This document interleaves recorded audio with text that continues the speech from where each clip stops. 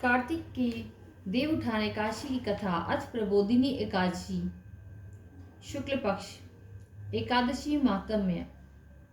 ब्रह्मा जी बोले कि हे मुनि श्रेष्ठ, अब आप पापों को दूर करने वाली तथा पुण्य और मुक्ति देने वाली प्रबोधिनी एकादशी का महात्म्य सुनिए। भागीरथी गंगा मनुष्यों को तभी तक फल देती है जब तक कि कार्तिक मास की प्रबोधिनी एकादशी नहीं आती।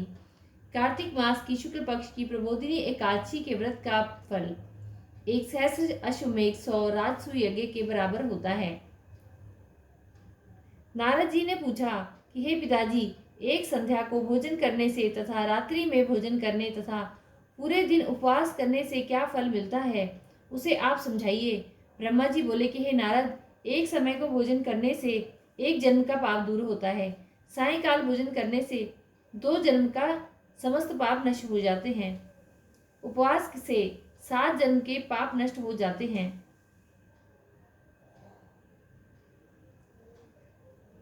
जिस वस्तु का त्रिलोक में मिलना दुष्प्राय है, वह वस्तु प्रबोधिनी एकादशी के व्रत से मिल जाती है।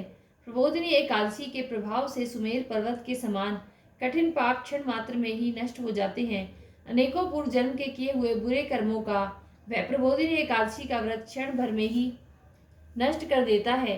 जो मनुष्य अपने स्वभाव अनुसार इस प्रबोधिनी एकादशी का विधि पूर्वक व्रत करते हैं, उन्हें पूर्ण पुण्य फल प्राप्त होता है।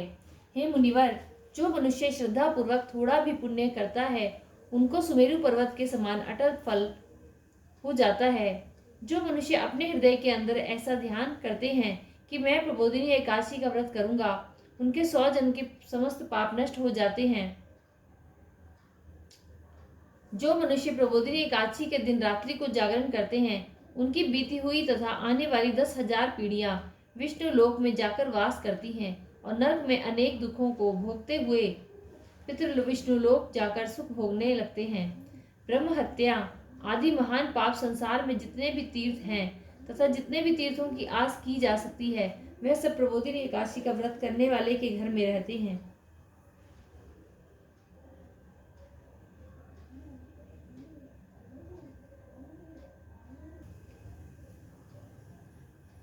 मनुष्य को समस्त कर्म को त्यागते हुए भगवान की प्रसन्नता के लिए कार्तिक मास की प्रबोधिनी एकादशी का व्रत करना चाहिए। जो मनुष्य इस एकादशी के व्रत को करता है, वह ज्ञानवान योगी तपस्वी तथा इंद्रियों को जीतने वाला होता है, क्योंकि यह एकादशी भगवान विष्णु को अत्यंत प्रिय मनुष्य पुनर्जन्म लेता है। इसके व्रत के प्रभाव से कामिक, वाचिक और मानसिक पाप दूर हो जाते हैं। इस एकादशी के दिन जो भगवान की प्राप्ति के लिए दान, तप, होम आदि करते हैं, उन्हें अक्षय पुण्य मिलता है। प्रबोधिनी एकादशी के दिन भगवान की पूजा करने वाले यौवन और वृद्धावस्था के समस्त पाप दूर हो जाते हैं।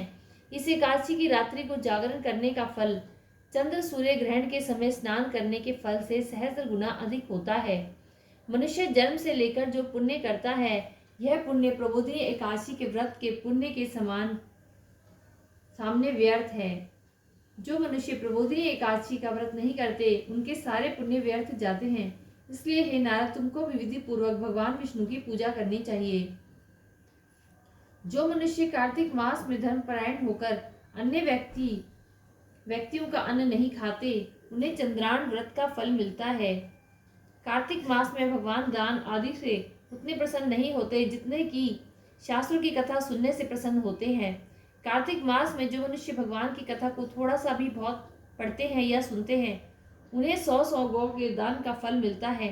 मनुष्य अपने कल्याण के लिए विष्णु भगवान की कथा सुनाते हैं, वह अपने कुटुंब का उद्धार करके 1 सहस्र गौदान का फल पाते हैं। जो मनुष्य प्रबोधिनी एकादशी के दिन विष्णु की कथा सुनते हैं, उन्हें 7 द्वीपों के दान का फल मिलता है। जो मनुष्य विष्णु की भक्ति पूर्वक कथा बांटने वाले ब्राह्मण की यथाचित पूजा करते हैं तथा उसे संतुष्ट करते हैं, वह उत्तम लोक को जाते हैं। इस पर नारद जी बोले कि हे ब्रह्मा जी, अब आप एकादशी के व्रत का विधान कहिए और ऐसी व्रत करने में कौन सा पुण्य मिलता है, वह भी समझाइए। ब्रह्मा जी बोले कि हे नारद, इस एकादशी के दिन मनुष्य को ब्रह्म मुहूर्त में उठना चाहिए और नदी, तालाब, कुआं आदि पर स्नान करके व्रत का नियम ग्रहण करना चाहिए।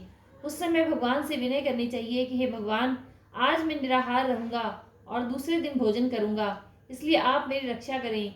इस प्रकार विनय करके भगवान की पूजा करनी चाहिए और व्रत आरंभ करना चाहिए। उस रात्रि को भगवान के समीप गीत नृत्य बाजे तथा कथा आदि से व्यतीत करनी चाहिए।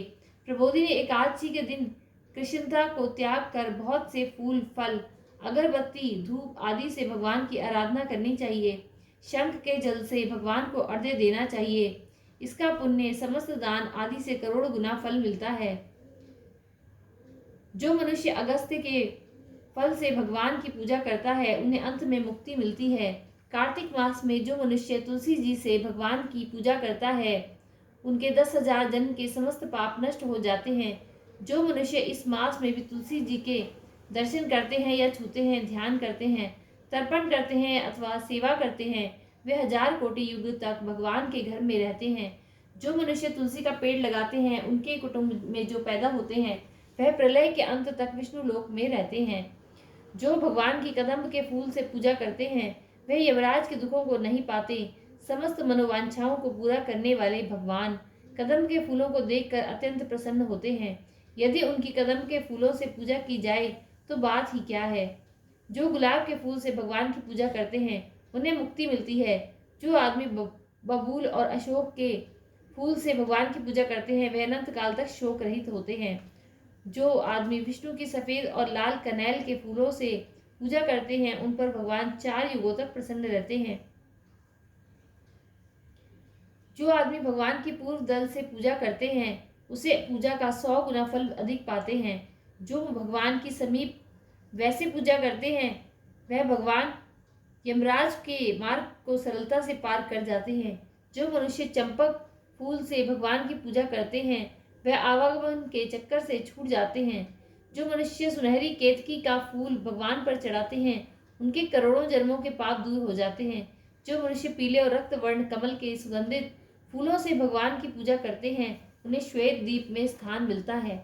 इस तरह रात्रि में भगवान की पूजा करके प्रातःकाल शुद्ध जल की नदी में स्नान करना चाहिए। स्नान के बाद भगवान की प्रार्थना करते हुए घर में भगवान की पूजा करनी चाहिए। इसके बाद व्रत पूर्ति के लिए ब्राह्मणों को भोजन कराना चाहिए और दक्षिणा देकर मीठे वाक्यों द्वारा सभा करानी चाहिए। उसके उपरांत भोजन, गौ और दक्षिणा से गुरु की पूजा करनी चाहिए। जो वसु होती है उस नियमों को ब्राह्मण के सामने छोड़ना चाहिए। ब्राह्मणों को यथाशक्ति दक्षिणा देनी चाहिए। जिस ब्राह्मण को रात्रि में भोजन करावें उसे स्वर्ण सहित बैल दान करना चाहिए। जो मनुष्य रात्रि में स्नान करते हैं उन्हें दही और शहद दान करना चाहिए। जो फल की आशा करते हैं उन्हें फल दान करना चाहिए। जो इस व्रत में भूमि पर शयन करते हैं उन्हें सब वस्तुओं सहित शैया दान करनी चाहिए। जो पुरुष मौन धारण करते हैं उन्हें तिल, कंटा और सुवर्ण दान करना चाहिए। जो बालों को धारण करते हैं उन्हें दर्पण दान करना चाहिए। जो कार्तिक मास में पाना धारण नहीं करते उन्हें उपानहन दान करना चाहिए। जो इस मास में नमक त्यागते हैं उनको शक्कर दान करना चाहिए। जो नित्य प्रति मंदिरों में दीप जलाते हैं उन्हें स्वर्ण या तांबे के दिए को बत्ती सहित दान करना चाहिए। जो मनुष्य चातुर्मास व्रत में किसी वस्तु को त्याग देते हैं उन्हें बस उस दिन से पुनर्ग्रहण करनी चाहिए। जो मनुष्य प्रबोधिनी एकादशी के दिन विधि पूर्वक व्रत करते हैं उनको अनंत सुख मिलता है और अंत में स्वर्ग को जाते हैं। जो मनुष्य चातुर्य मास व्रत को बिना किसी विघ्न के पूरा कर लेते हैं उन्हें दोबारा जन्म नहीं मिलता। जिन पुरुषों का व्रत खंडित हो जाता है वे नरक को जाते हैं। जो मनुष्य इस एकादशी के महात्म्य को सुनता और पढ़ता है उसे गौ दान का फल मिलता है। पूरे कार्तिक के ठाकुर की जय। तुलसी मैया की जय।